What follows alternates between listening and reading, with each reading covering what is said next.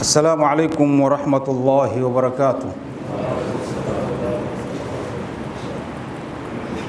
إن الحمد لله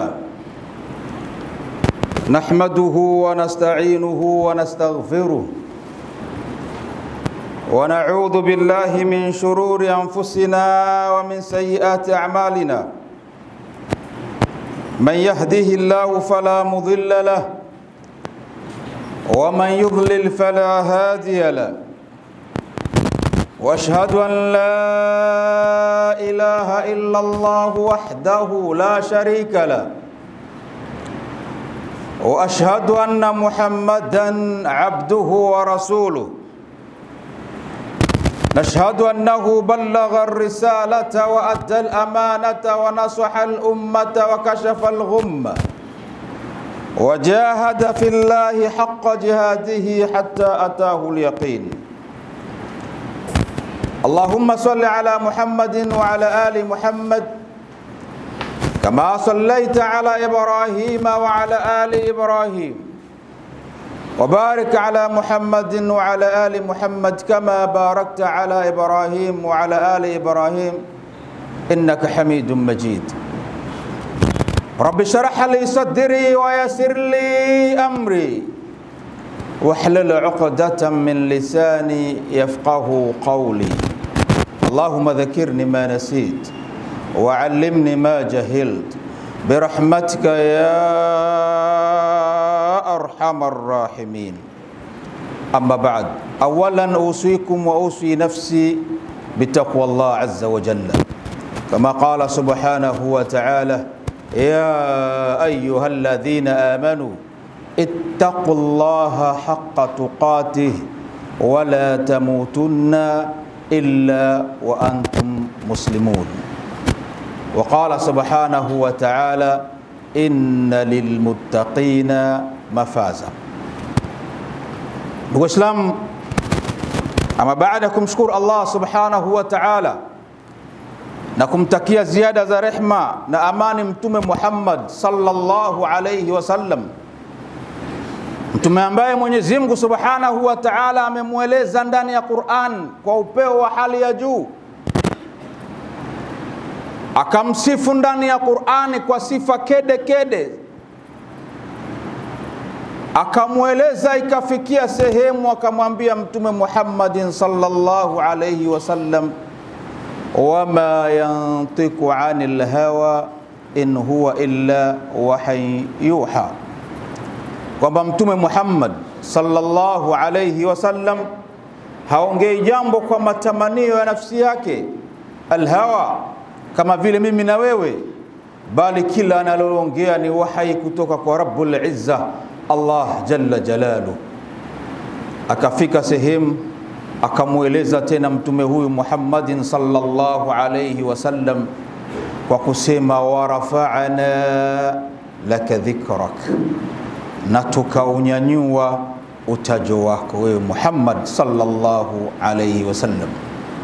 Hakuna atakayesali na sala yake ikawa sahihi bila ya kusema ashhadu an la ilaha illa Allah wa ashhadu anna Muhammadan rasulullah, bali akapata sharfu ya hali ya juu pale katika al-Ahzab. Mwenyezi Mungu subhanahu wa ta'ala aliposema: inna Allaha wa malaikatahu yusalluna ala an-nabi ya ayyuhalladhina amanu sallu alayhi wa sallimu taslima. Hii ni sharafu ya hali ya juu ya kwamba Allah tabaraka wa ta'ala na malaika wake wanamsalia Mtume Muhammadin sallallahu alayhi wasallam. Swala ya Mungu kwa mtume ni khutba inayojitegemea. Tambua tu Mwenyezi Mungu subhanahu wa ta'ala anamsalia Mtume Muhammadin sallallahu alayhi wasallam, amri ikaja na malaika wake wanamsalia, kisha maelezo na amri ikaja: ya ayyuhalladhina amanu sallu alayhi wa sallimu taslima, enyi mlioamini basi msalieni Mtume Muhammadin sallallahu alayhi wasallam, kwa kufanya hivyo mtapata kusalimika. Ndugu Islam, baada ya kumtakia rehma na amani mtume huyu Muhammadin sallallahu alayhi wasallam, khutba yangu ya leo itachukua aya moja, kisha tutaichambua aya hii. Tutakwenda katika Al-Qasas 28:68 Suratul Qasas, sura ya 28 aya ya 68. Tutaishi na aya hii kutokana na muda tulionao, japokuwa membari hii ya almarhum Sheikh Suleiman Imran Kilemile, kila nikipanda naona kama muda una ugomvi na mimi. Ndugu Islam, aya yetu inasema wa rabbuka yakhluqu ma yasha'u wa yakhtar. Mwenyezi Mungu Subhanahu wa Ta'ala, Mola wako, yakhluqu ma yasha, Mola wako anaumba anachokitaka, wa yakhtar, lakini mbali na kuumba vile vile Mola wako anachagua katika vile alivyoviumba.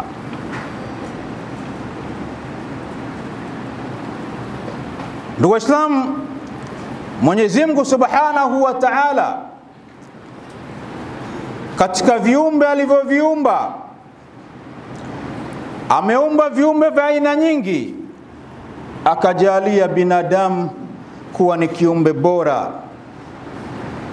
Akasema walakad karramna bani adama, kwa hakika tumemkirimu mwanadamu, tumempendelea mwanadamu, tukamhalalishia vilivyomo barra na vilivyomo baharini.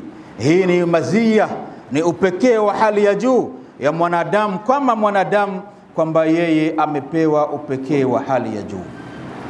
Mbali na viumbe vyote alivyoumba Allah tabaraka wa taala, ameumba mbuzi, ameumba kuku, ameumba ng'ombe, ameumba ngamia, ameumba kila kitu, lakini mwanadamu akapewa namba moja ya kwamba yeye amekirimiwa na Allah subhanahu wa ta'ala.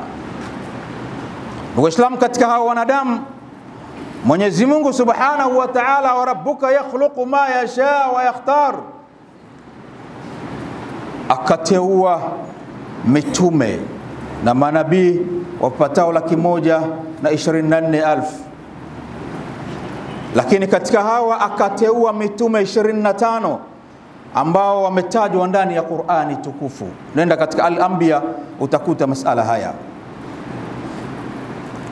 Katika hawa 25, wa rabbuka yakhluqu ma yasha wa yakhtar, akachagua mitume 5 bora, ulul azm: Nabiullahi Nuhu, Ibrahim, Musa, Isa na Muhammadin sallallahu alayhi wasallam.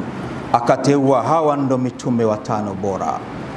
Wa rabbuka yakhluqu ma yasha wa yakhtar. Hakuishia hapo Mwenyezi Mungu Subhanahu wa Ta'ala, katika mitume hao bora 5, katika hao 5 akateua namba 1 kuwa ni mtume Muhammad sallallahu alayhi wasallam. Wa rafa'ana laka dhikrak, na tukaunyanyua utajo wako ewe mtume Muhammad sallallahu alayhi wasallam. Sasa ndugu Waislamu, si katika maumbile ya wanadamu tu, la, Mwenyezi Mungu katika mwaka mzima aliyoumba, ukienda katika 36 sura ya 9 aya 36, Mungu anasema nini? Inna iddata ash-shuhur 'inda Allah 12 shahran fi kitabillah, idadi ya miezi katika kitabu cha Mwenyezi Mungu Subhanahu wa Ta'ala ili kutimiza mwaka ni miezi 12. Akasema minha, katika hiyo miezi 12 kuna miezi 4 mitukufu. Wa rabbuka yakhluqu ma yasha wa yakhtar, Mola wako anaumba atakacho na anachagua kile atakacho. Ndugu Islam, katika miezi hii 4 wanazuoni wengi wameleta aqwali mbalimbali. Kwa nini imepewa utukufu?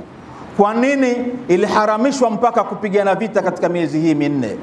Hiyo nayo ni darsa ya kujitegemea peke yake. Lakini ndugu Waislamu, katika miezi hii 12, wa rabbuka yakhluqu ma yasha wa yakhtar, Allah tabaraka wa taala akachagua mwezi mmoja.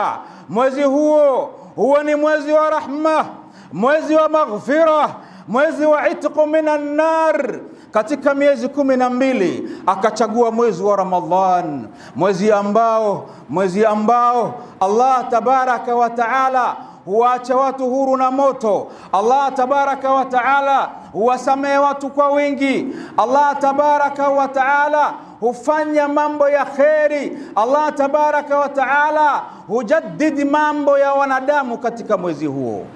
Wa rabbuka yakhluqu ma yasha wa yakhtar, na Mola wako anaumba chakacho, lakini pia anateua na kuchagua katika vile alivyoviumba. Yaqulu subhanahu wa ta'ala, Waislamu, wako watu ambao kwanza akili zao zimeganda katika eneo moja tu. Katika sura ya 9 aya 36 pale Mungu alipotaja miezi minne mitukufu, ile Dhulqaada, Dhulhijja, Muharram, Dhulqaada, Dhulhijja na Rajab. Wako watu ambao wanaona kwamba hakuna miezi mingine mitukufu zaidi ya hii.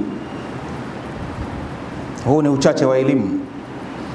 Hii dini inaendeshwa na Qur'ani na sunna za Mtume Muhammad sallallahu alayhi wasallam. Na Qur'ani kama hukuisoma barabara, ukasoma tu kwa tafsiri yako ya Kiswahili unayotegemea wewe, la, lazima urejee katika mabingwa wa Qur'an wanasemaje juu ya masala haya. Yani nimeona vijana kama wawili ndani ya social media kwamba wanaushusha hadhi mwezi mtukufu wa Ramadhan kwa kusema Ramadhani si mwezi mtukufu. Wapi umetajwa kama Ramadhani ni mwezi mtukufu? Inna lillahi wa inna ilayhi raji'un.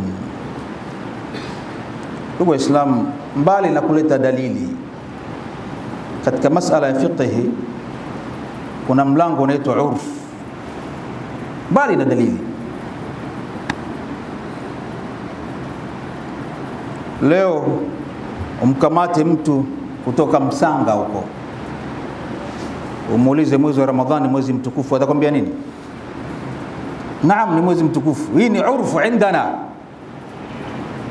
Mbali na kutafuta dalili kwanza, kisha sikiliza, limadha, kwa nini Ramadhani imekuwa mwezi mtukufu? Sikiliza vizuri, nenda katika 2185. Yaqulu subhanahu wa ta'ala, shahru ramadhana alladhi unzila fihi alquran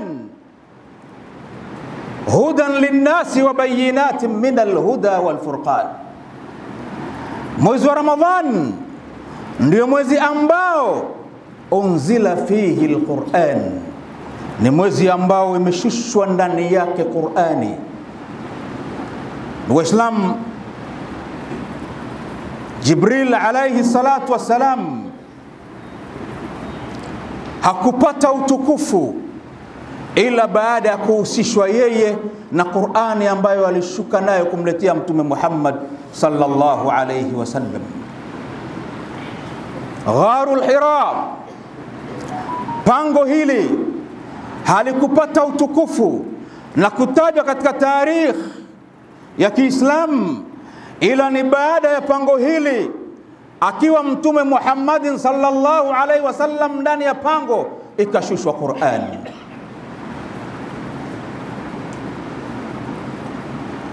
Mtume Muhammad sallallahu alaihi wasallam utukufu wake pamoja na ulikuwepo, lakini alizidi sharafu na utukufu baada ya mtume huyu kushushiwa kitabu hichi cha Qur'an.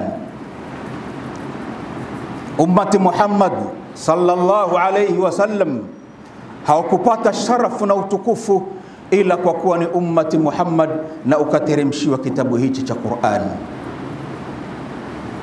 Mwezi mtukufu wa Ramadhan, utukufu wake una mazia ya kipekee,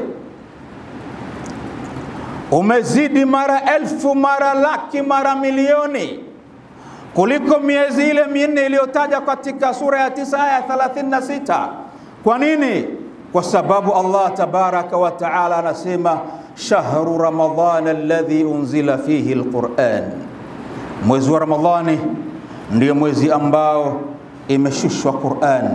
Hudan linnasi, ni muongozo kwa watu, wa bayinatin min alhuda walfurqan, na ni kipambanuzi baina ya watu, na ni kipambanuzi wa bayinatin min alhuda, na ni kipambanuzi katika uongofu huo, walfurqan, na vile vile na ni chenye kuchagua na kupambanua baina ya haki na baina ya batil. Ndugu Islam, hudan linnasi ni mwongozo wa watu. Mbona Mwenyezi Mungu Subhanahu wa Ta'ala katika 2:2 anasema nini? Dhalika alkitabu la raiba fi hudan lilmuttaqin. Qur'ani ni kitabu ambacho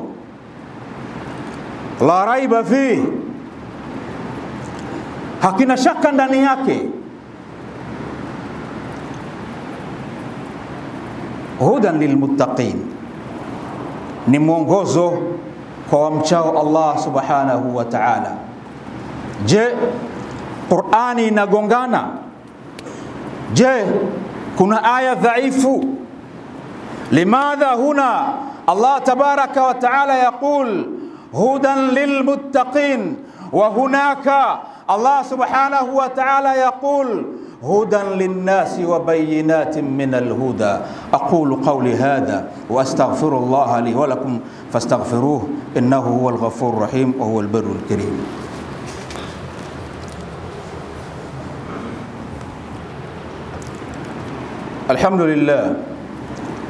الحمد لله الذي هدانا لهذا وما كنا لنهتدي لولا أن هدانا الله، ثم الصلاة والسلام على رسول الله محمد بن عبد الله وعلى آله وأصحابه أجمعين. أما بعد، أوصيكم وأوصي نفسي بتقوى الله عز وجل.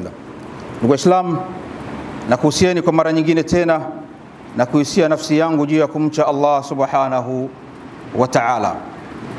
Wa rabbuka yakhluqu ma yasha wa yakhtar, Mola wako anaumba takacho na anateua na kuchagua katika vile alivyoviumba, katika vile anavyovitaka. Ndugu Islam,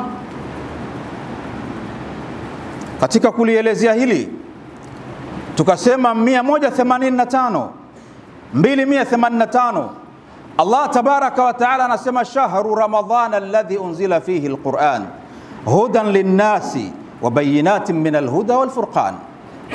Mwezi wa Ramadhani ndio mwezi ambao umepata sharaf, baraka ya kushushiwa Qur'ani. Mwezi wa Ramadhani umepata ubora kwa kushusha Qur'ani, lakini Qur'ani hiyo ni hudan linnasi. Kwa mujibu wa aya hii ni muongozo wa watu. Unaposema muongozo wa watu, maana yake hata Mkristo anaingia. Unaposema muongozo wa watu, maana yake hata Mbudha anaingia. Unaposema muongozo wa watu, maana yake Myahudi anaingia. Sasa limadha Allah subhanahu wa ta'ala huna yaqul hudan linnasi, huu ni muongozo wa watu, wa hunaka yaqul hudan lilmuttaqin, ni muongozo kwa wamchao Allah tabaraka wa taala.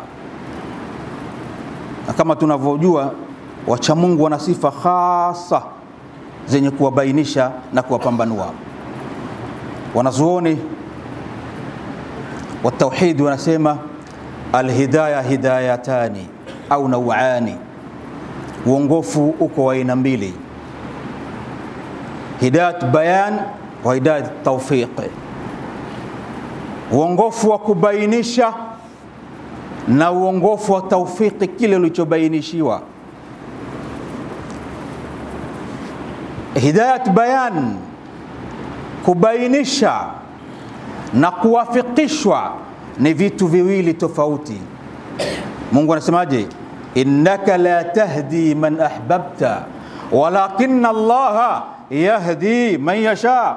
Anamwambia Mtume Muhammadin sallallahu alayhi wasallam, innaka ya Muhammadi la tahdi man ahbabta, huwezi kumuongoa, huwezi kumuongoza man ahbabta, yule ambaye wewe kama mtume unampenda, walakinna Allah yahdi man yasha, lakini Mwenyezi Mungu Subhanahu wa Ta'ala anamuongoa amtakaye.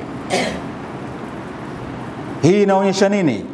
Inaonyesha kwamba hidayatul bayan ndiyo kazi aliyokuwa nayo mtume na ndiyo kazi tulioachiwa sisi, lakini hidayatut tawfiq ya kuwafikisha kile unachokisema mtu akakielewa akakikita katika moyo wake, hii ni kazi ya Allah tabaraka wa taala. Lakini wanazuoni wa tafsiri wanasema pia muumini akiifuata Qur'an itamuelekeza katika janna, lakini mkafiri akataka kusoma Qur'an itampambanulia katika mambo yake ya dunia. Ataelewa ala, kumbe ardhi hii chini yake kuna maji, kwa kuwa Allah tabaraka wa taala ameshataja hilo. Ala, chini ya ardhi hii kumbe kuna mafuta, Allah subhanahu wa ta'ala ameshalitaja hilo. Ala, kumbe kila ukienda chini kabisa kuna maeneo ambayo moto volkano inatoka, Allah tabaraka wa ta'ala ameshalitaja hilo. Qur'ani itamuongoza katika majambo hayo. Wa rabbuka yakhluqu ma yasha wa yakhtar, Mola wako anaumba atakacho na vile vile anateua katika vile alivyoviumba. Ndugu Islam, kwa hiyo katika miezi ambayo ameiumba akahusisha mwezi huu wa Ramadhan kuwa ni mwezi ambao unapata utukufu kwa kushuka Qur'an. Lakini katika mwezi huu akachagua, moja katika vitu alivyochagua ndani ya mwezi huu ni kuchagua 10 la mwisho, wa rabbuka yakhluqu ma yasha wa yakhtar, 10 ambalo mimi na wewe hivi sasa ndio tumo katika 10 hili. Ndugu Islam, 10 hili ni 10 ambalo mtume wetu Muhammad sallallahu alayhi wasallam alikuwa alikiingia 10 hili anaachana na mambo mengine na anajihusisha na msikiti. Hadithi aliyopokea Aisha radhiyallahu anha أن النبي صلى الله عليه وسلم كان إذا دخل العشر الأواخر من رمضان، Mtume Muhammad sallallahu alaihi wasallam ilikuwa ikiingia 10 la mwisho wa mwezi mtukufu wa Ramadhan, jambo la kwanza ahya laila. Ndugu Waislamu, huyu ni Mtume Muhammad sallallahu alaihi wasallam, Mwenyezi Mungu ambaye amemweleza ndani ya Qur'an amemsamehe madhambi yake yote aliyoyafanya. Jambo la kwanza ikiingia 10 la mwisho la Ramadhani, ahya laila, alikuwa akiuhuisha usiku. Hasibu anfusakum qabla an tuhasabu. Uislamu, zihesabuni nafsi zenu kabla mjahesabiwa. Je, mimi na wewe linapoingia 10 la Ramadhan la mwisho ndio 10 ambalo tunashikamana na ibada au ndio 10 ambalo tunatengana na ibada? Ndugu Waislamu, mazingira ya kawaida tu, hata wale wasioswali Ramadhani ya kwanza utaona wanajazana msikitini, Ramadhani ya pili wanajazana msikitini, 10 la kwanza wamejazana msikitini, 10 la pili wanaanza kupungua, 10 la tatu wanaondoka msikitini, wanakenda kinyume na Mtume Muhammad sallallahu alayhi wasallam. Sikiliza ndugu Muislamu, jambo la kwanza katika 10 hili alokuwa akilifanya mtume wako Muhammadin sallallahu alayhi wasallam, ahya laila, alikuwa akihuisha usiku wa kwanza unapoanza kuingia katika 10 la mwisho wa mwezi mtukufu wa Ramadhani. Lakini sio hivyo tu, Mtume Muhammad sallallahu alayhi wasallam wa aiqadha ahla. Jambo la pili, mtume hakusimama peke yake, aliamsha familia yake. Hakusimama peke yake Mtume Muhammad sallallahu alaihi wasallam, bali aliamsha familia yake. Sasa mimi na wewe tujihesabu kabla tujahesabiwa, tupige mahesabu kabla tujapigiwa. Ni kweli mosi tunauhuisha usiku, lakini mbili, ni kweli tunaziamsha familia zetu au tunaona huruma kwa kuwa mke wako alipika futari nyingi, kakupikia futari nyingi pamoja na uji, na yeye amekula futari akashiba akavimbiwa, hakuweza kuswali hata tarawih wala qiyamul layli, umwamshi kwa sababu unamwonea huruma. Huku ni kwenda kinyume na Mtume Muhammad sallallahu alayhi wasallam. Jambo la tatu, shadda al-mizara. Allahu akbar. Mtume Muhammad sallallahu alayhi wasallam alikuwa akifunga kibwebwe. Si kufunga kibwebwe kwa maana kama vile wanawake wanataka kupigana, la. Hii ni majazi iliyotumika hapa.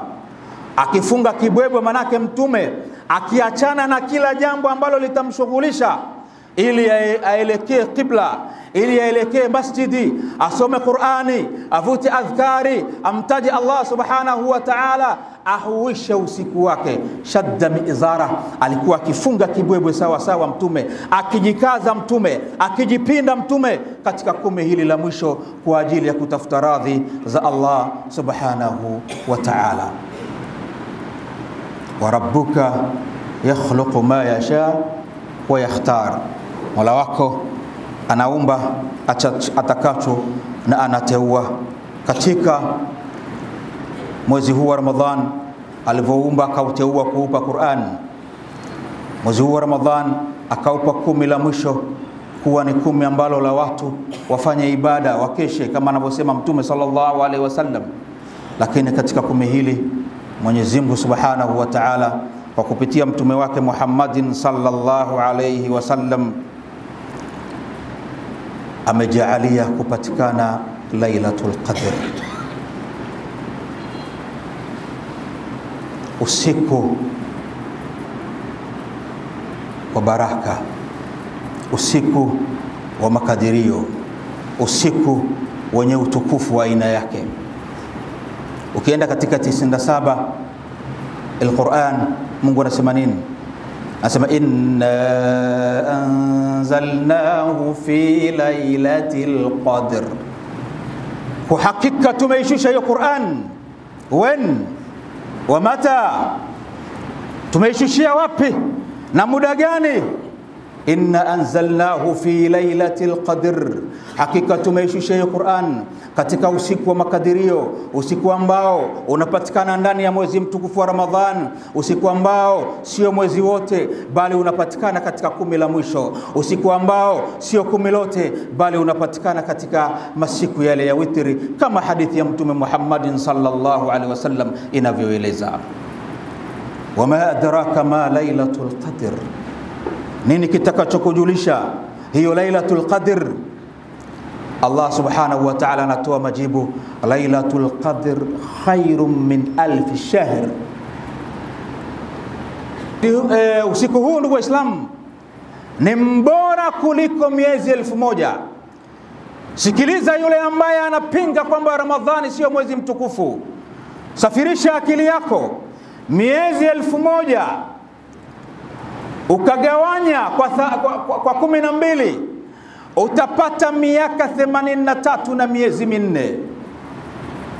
Usiku huu mmoja tu ambao unapatikana ndani ya mwezi mtukufu wa Ramadhan, mwanadamu akiwafikishwa katika usiku huo, ikiwa anasali amewafikishwa, anavuta adhkari amewafikishwa, anasoma Qur'ani amewafikisha, ibada ambayo amewafikishwa ndani ya mwezi huo. Na wanazuoni wanasema rubama, na huenda ibada zote alizozifanya, ikiwa amevuta uradi, ikiwa amesoma Qur'ani, ikiwa amesali, ikiwa amesaidia yatima, ikiwa ametasaddaki chochote ndani ya usiku huo, ibada hizo zinalinganishwa ni sawa na mtu aliyoifanya ibada kwa miezi 1000. Miezi 1000 ni miaka 83 na miezi 4. Humo ndani nadhani hawazidi kama wapo watu 10 wenye kufikisha miaka 83. Tanazzalu almalaika, lakini Mungu anaelezea kwamba katika usiku huo malaika wanashuka. Ilitosha kusema tanazzalu almalaika salamun hiya hatta matla'i alfajr. wanashuka malaika na kuna amani mpaka mapambazuko ya alfajiri. Lakini Mungu asema tanazzalul malaikatu waruhu fiha, wanashuka malaika, akafanya istithna waruhu fiha. Lakini pia katika hao malaika kiongozi wao Jibril anashuka katika usiku huo. Salamun hiya hatta matla'il fajr, usiku huo ni wa amani, usiku huo ni wa utulivu mpaka mapambazuko ya alfajr.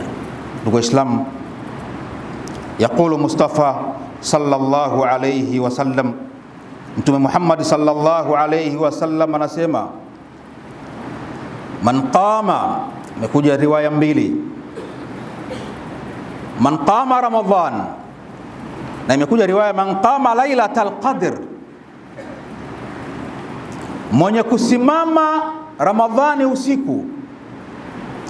Riwaya nyingine imekuja man qama lailatal qadr, mwenye kusimama usiku wa cheo, ambao usiku huo nao unapatikana katika mwezi wa Ramadhan, imanan wa ihtisab, akiamini na yaqini kabisa. Kusimama huku sio kwa sababu baba yake au mume wake au mke wake amesimama, la, yaqini yake anasimama kwa ajili ya Allah tabaraka wa taala. Na hapa ndugu Waislamu, jambo hili ni jambo kubwa sana.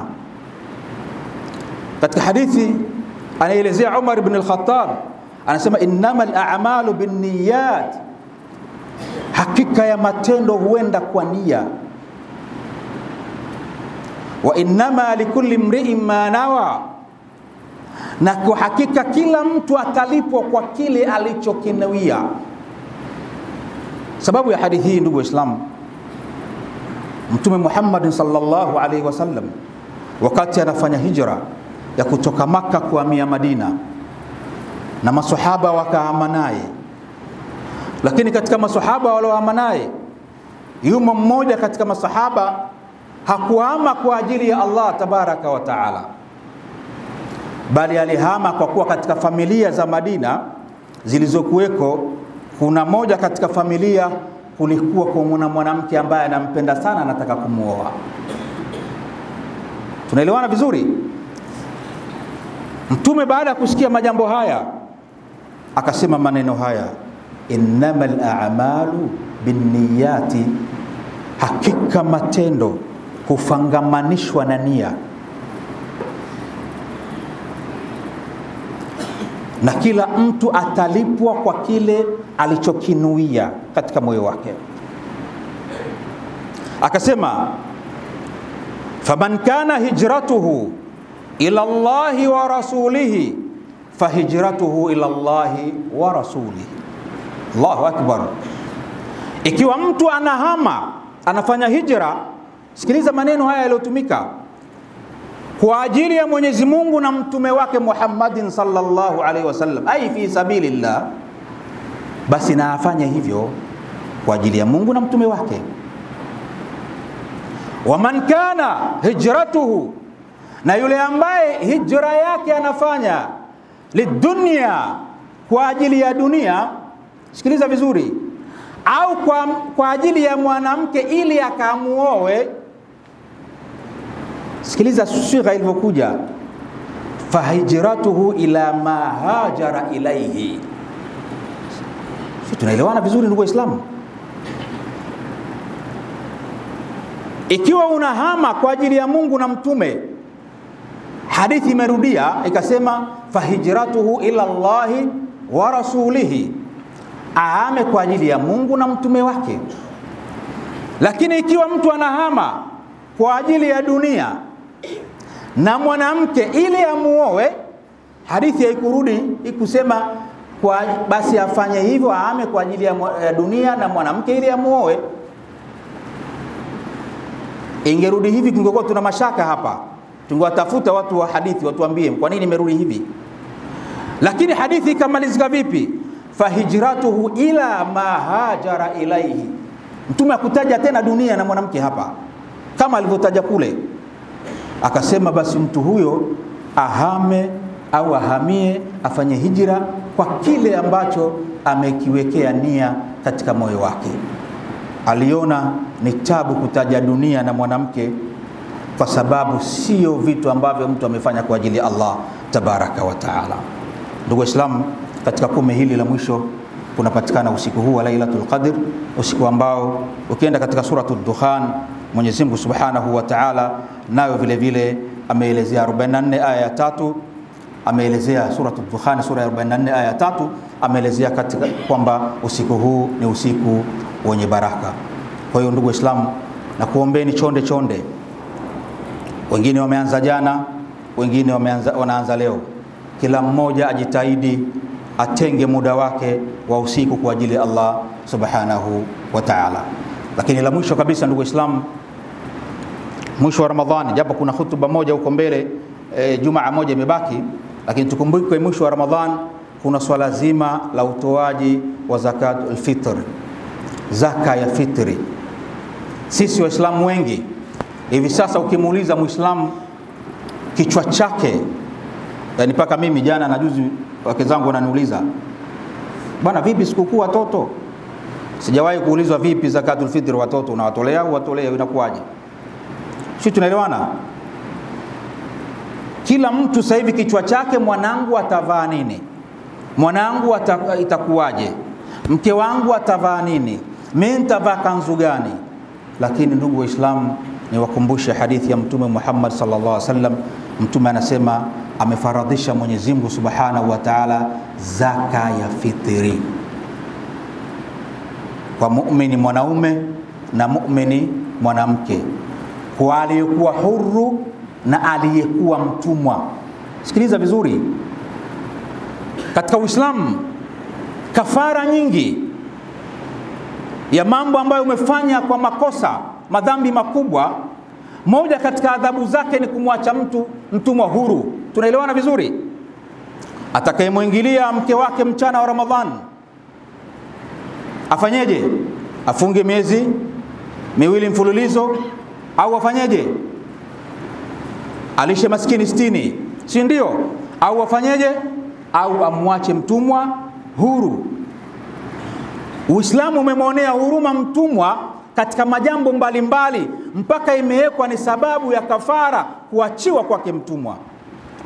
Lakini katika suala la zakatul fitri, Uislamu umemwambia mpaka mtumwa atoe zakatul fitri. Mnaelewa concept yangu hapa?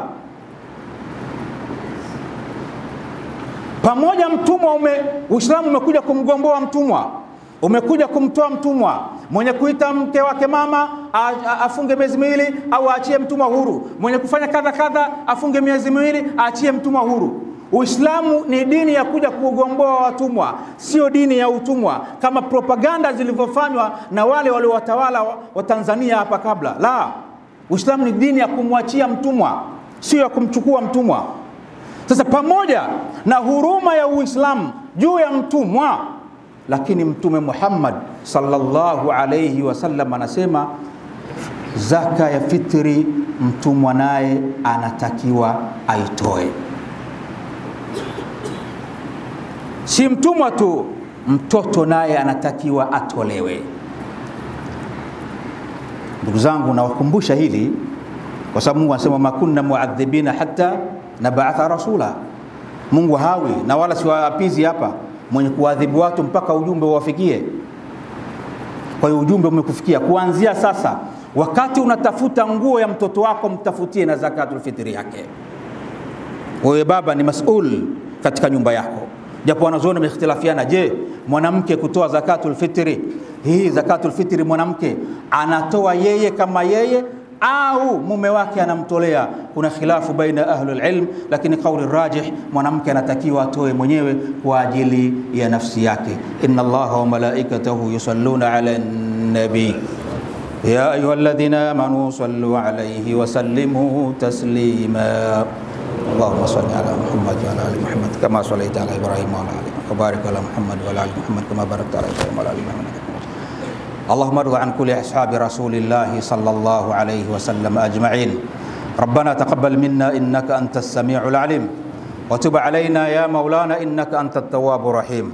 اللهم ربنا ظلمنا أنفسنا ظلما كثيرا فإن لم تغفر لنا وترحمنا لنكونن من الخاسرين. اللهم وافقنا ليلة القدر، اللهم وافقنا ليلة القدر، اللهم وافقنا ليلة القدر، واجعلنا فيها من المقبولين ولا تجعلنا فيها من المردودين، واجعلنا فيها من المقبولين ولا تجعلنا فيها من المردودين برحمتك يا أرحم الراحمين. وصلى الله على سيدنا محمد وعلى آله وأصحابه أجمعين والحمد لله رب العالمين. وأقم الصلاة.